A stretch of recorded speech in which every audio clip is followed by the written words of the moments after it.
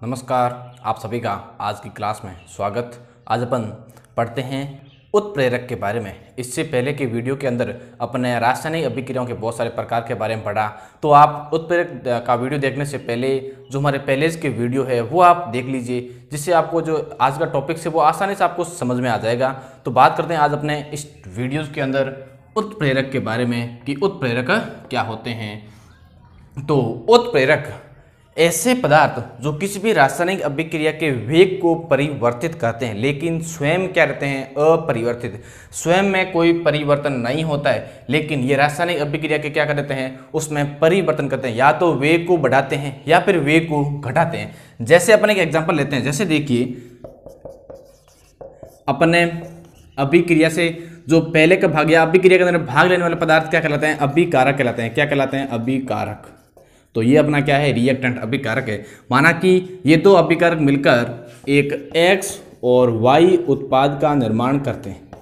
किसका निर्माण करते हैं, X और Y उत्पाद का निर्माण करते हैं। लेकिन यह अभिक्रिया एक सामान्य दर से संपन्न हो रही है, लेकिन मैंने इसके अंदर एक C और पदार्थ मिला दिया। क्या मिला दिया, एक अन्य C पदार्थ मिला दिया। दैट इज ये C पदार्थ क्या है, उत्प्रेरक। और C पदार्थ मिलने के कारण यह इस अभिक्रिया का वेग है वो क्या हो गया, बढ़ गया। अर्थात ये C क्या है, अपना उत्प्रेरक है। अर्थात उत्प्रेरक क्या होते हैं, वे पदार्थ जो रासायनिक अभिक्रिया के वेग को क्या करते हैं, बढ़ाते हैं या फिर घटाते हैं, क्या कहलाते हैं, उत्प्रेरक कहलाते हैं। जैसे अपन बात करें, उत्प्रेरक को अवस्था के आधार पर या भौतिक अवस्था के आधार पर इनको दो भागों में डिवाइड किया गया है। दो भाग कौन कौन से, भौतिक अवस्था के आधार पर, भौतिक अवस्था के आधार पर उत्प्रेरक को कितने भागों में डिवाइड किया गया, दो भाग है, जिसमें एक तो अपना है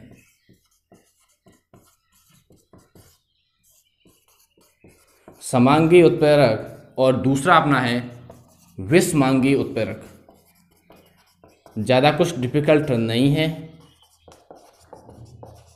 बस आपको दोनों शब्दों को याद रखना है कि दोनों शब्दों का क्या अर्थ है।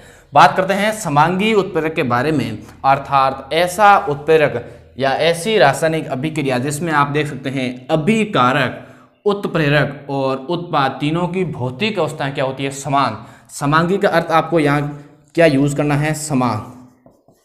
समान क्या, भौतिक अवस्था। समांगी का याद रखना है समान, और समान क्या है, किसी भी पदार्थ की भौतिक अवस्था। जैसे माना कि ये कोई अभिक्रिया है और इसके अंदर अभिकारक और उत्प्रेरक और उत्पाद की तीनों की भौतिक अवस्था क्या है, समान है। इसका मतलब समांगी। अगर तीनों की अवस्था समान नहीं है तो अपना कौन सा हो जाएगा, विषमांगी उत्प्रेरक। तो अपन इसको समझते हैं, किसी भी रासायनिक अभिक्रिया में अभिकारक, उत्प्रेरक एवं उत्पाद की भौतिक अवस्था समान है तो अपना कौन सा उत्प्रेरक कहलाता है, समांगी उत्प्रेरक। अब बात करते हैं भौतिक अवस्था कैसे। जैसे अपन एक एग्जांपल लेते हैं, SO2। SO2 क्या है, गैस है। साथ में क्या मिलाया, ऑक्सीजन। ऑक्सीजन क्या है, गैस है। क्या बनेगी, SO3। ये भी क्या, ये भी एक प्रकार की क्या है, गैस है। और ये तो हो गया अभिकारक, ये हो गया उत्पाद। इसके साथ में अपन एक उत्प्रेरक मिलाते हैं NO।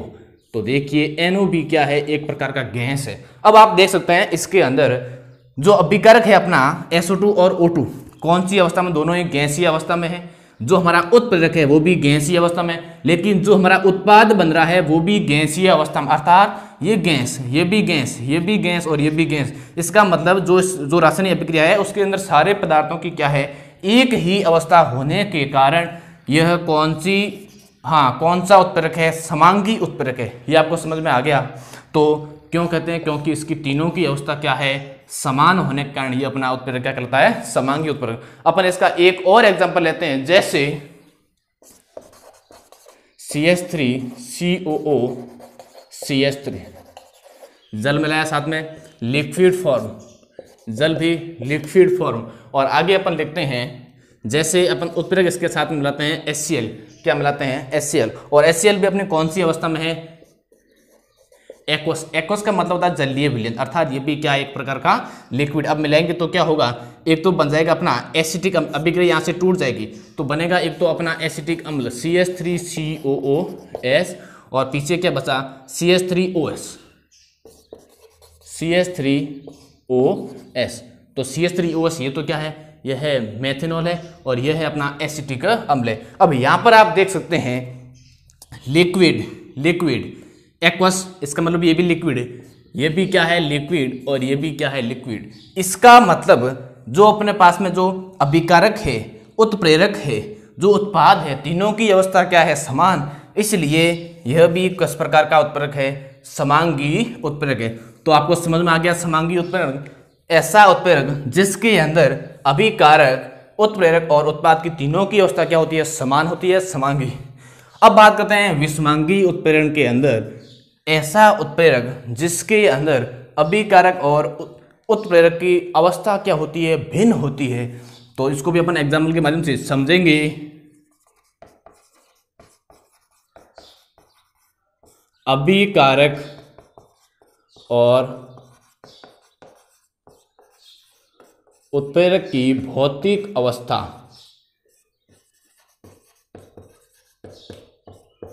क्या होती है, भिन्न भिन्न होती है, उसे अपन क्या कहते हैं, विषमांगी उत्प्रेरण।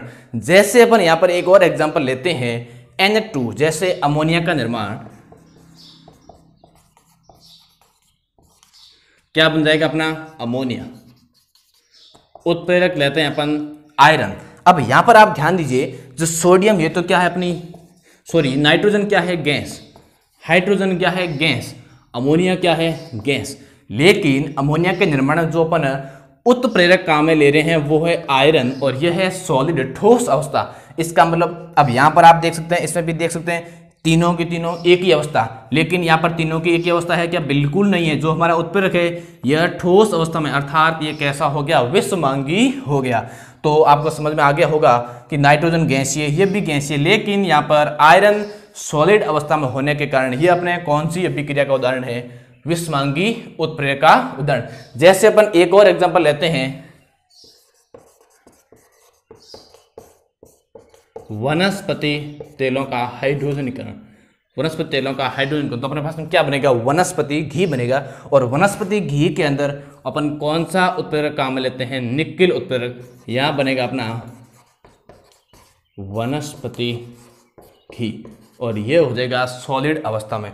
तो आप यहां पर देख सकते हैं, यहां पर आप क्या देख सकते हैं, जो भी हमारा वनस्पति तेल है लिक्विड, हाइड्रोजन क्या है, गैस, निकेल क्या है, ठोस, और ये भी क्या है, ठोस। इसका मतलब क्या अभिकारक और उत्प्रेरक की भौतिक अवस्था समान है, बिल्कुल समान नहीं है। ये ठोस अवस्था में, ये गैसीय अवस्था में, लिक्विड अवस्था में। इसका मतलब इनकी प्रावस्थाएं क्या है, अलग अलग है, और इसीलिए इसको अपन किस प्रकार का उत्प्रेरक कहते हैं, विषमांगी उत्प्रेरक कहते हैं। तो आपको ये समझ में आ गया हो गया। आगे अपन बात करते हैं इनकी क्रिया के आधार पर उत्प्रेरक के प्रकार, जैसे धनात्मक है, ऋणात्मक है, तो इनके बारे में अपन बात करते हैं। क्रियाशीलता के आधार पर उत्प्रेरक के प्रकार, तो क्रिया के आधार पर उत्प्रेरक को अपन कितने भागों में बांटते हैं, 4 भागों में। कितने भागों में, 4 भागों में। कौन कौन से उत्प्रेरक है, धनात्मक उत्प्रेरक, ऋणात्मक उत्प्रेरक, स्वतः उत्प्रेरक और जैव उत्प्रेरक। इन चारों के बारे में अपन पढ़ते हैं कि धनात्मक उत्प्रेरक क्या होते हैं, ऋणात्मक उत्प्रेरक क्या होते हैं। धनात्मक उत्प्रेरक ऐसे उत्प्रेरक जो किसी भी रासायनिक अभिक्रिया में अभिक्रिया के वेग को बढ़ाते हैं। धनात्मक मतलब अभिक्रिया के वेग को बढ़ाना, तो अभिक्रिया के वेग को बढ़ाने वाले उत्प्रेरक क्या कहलाते हैं, धनात्मक उत्प्रेरक कहलाते हैं। दूसरा है अपना ऋणात्मक उत्प्रेरक, जो अभिक्रिया के वेग को बढ़ाते हैं, धनात्मक उत्प्रेरक। लेकिन जो अभिक्रिया के वेग को घटाते हैं, अभिक्रिया के वेग को कम करते हैं, वे कहलाते हैं ऋणात्मक। तो ये हो गए रिएक्शन के वेग को घटाते हैं, जो अभिक्रिया की दर है उस अभिक्रिया की दर को क्या करते हैं, जो घटाते हैं, तो वे होगी अपने ऋणात्मक उत्प्रेरक। जो बढ़ाते हैं वे हो गए धनात्मक उत्प्रेरक। अपन इसका एक एग्जाम्पल के माध्यम से समझते हैं। जैसे मित्रों देखिए, ये क्या है, H2O2 हाइड्रोजन पेरोक्साइड। ये क्या है अपना हाइड्रोजन पेरोक्साइड। अब इसका अपघटन होगा तो किस में होगा, जल और O2 में।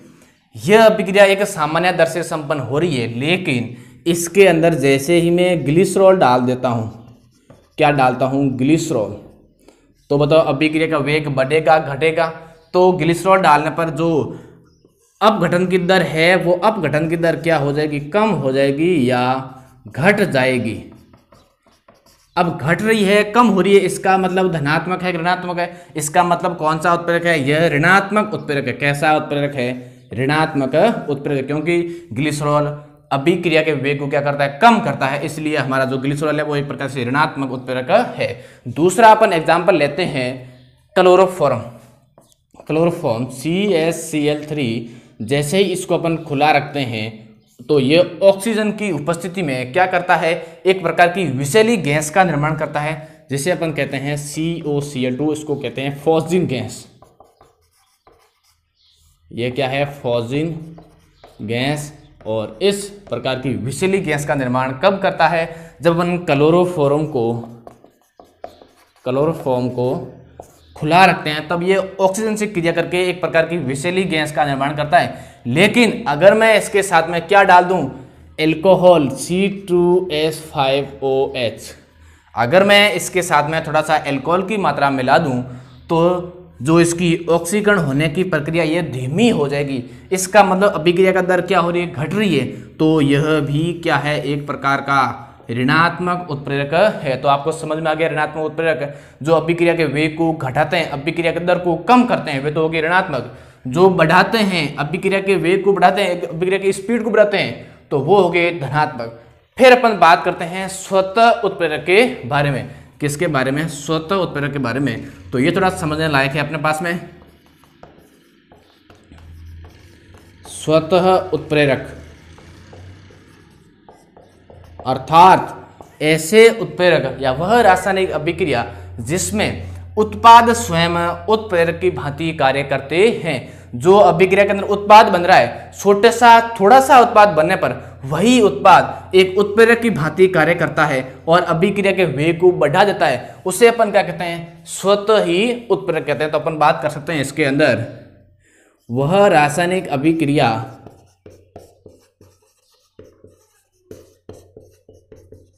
जिसमें बना उत्पाद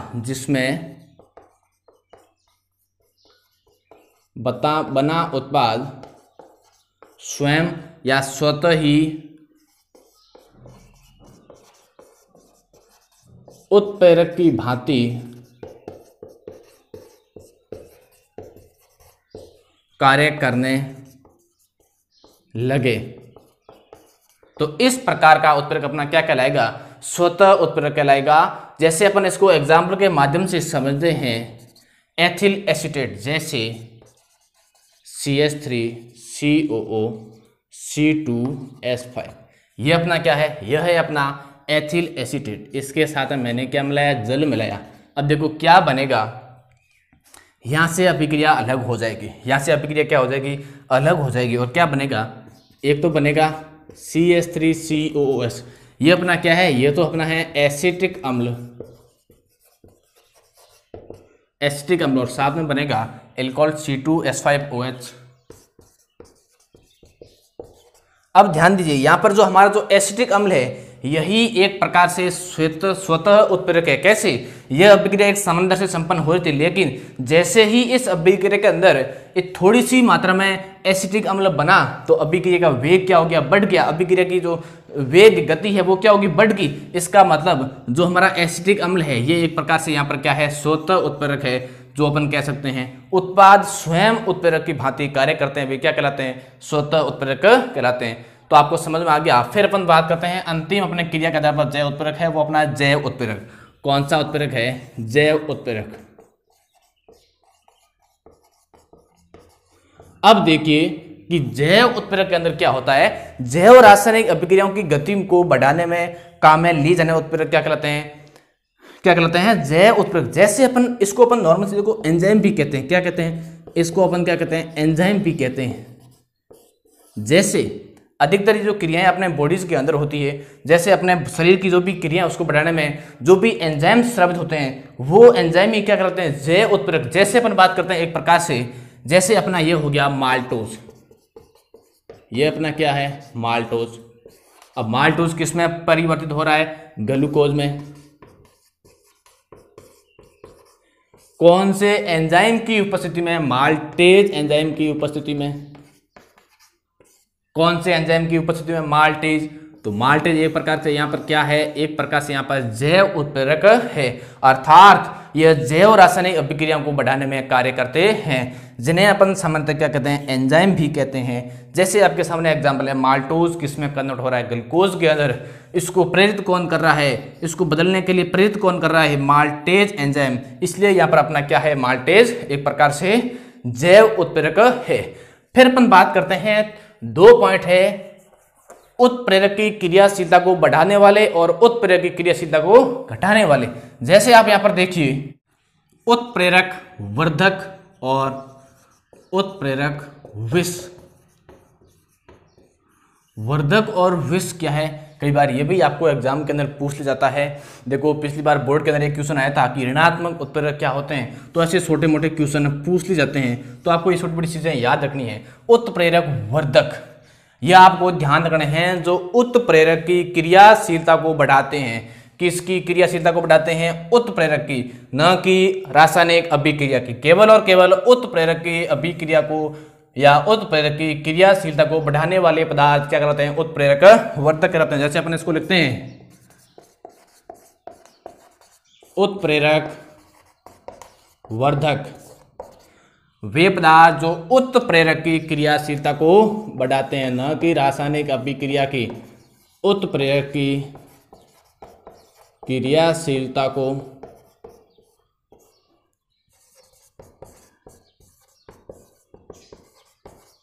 बढ़ाने वाले